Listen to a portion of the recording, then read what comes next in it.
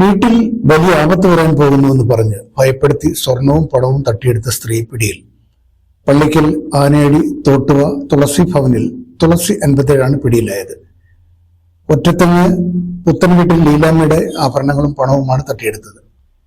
വീട്ടിലെത്തിയ സ്ത്രീ ലീലാമ്മയുടെ ഭർത്താവ് തങ്കച്ചനും മരുമക്കൾക്കും ആപത്ത് സംഭവിക്കാൻ പോകുന്നുവെന്ന് പറഞ്ഞു.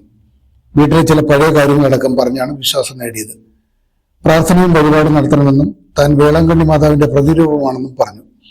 അപകടം ഒഴിവാക്കാൻ 51 പേർക്ക് ഊണ് കൊടുക്കണമെന്ന് പറഞ്ഞ് 5000 രൂപ ആവശ്യപ്പെട്ടു. പണമില്ലെന്ന് പറഞ്ഞപ്പോൾ കൊന്ത ഉയർത്തി പ്രാർത്ഥിച്ചിട്ട് പണം അലമാരയിൽ ഇരിപ്പുണ്ടെന്ന് പറഞ്ഞു. അതിൽ ഞെട്ടിപ്പോയ വീട്ടമ്മ പണം കൊടുത്തു. ഇതുകൊണ്ട് അപകടം ഒഴിയില്ലെന്ന് പറഞ്ഞാണ് സ്വർണം വാങ്ങിയത്. പ്രാർത്ഥിച്ച ശേഷം സ്വർണം തിരികെ നൽകുമെന്ന് പറഞ്ഞാണ് മുങ്ങിയത്. വീട്ടമ്മ ഏനാത്ത് പോലീസിൽ പരാതി നൽകി ചോദ്യം ചെയ്യലിൽ കുറ്റം സമ്മതിച്ചു. പ്രതിയെ റിമാൻഡ് ചെയ്തു. Positive news.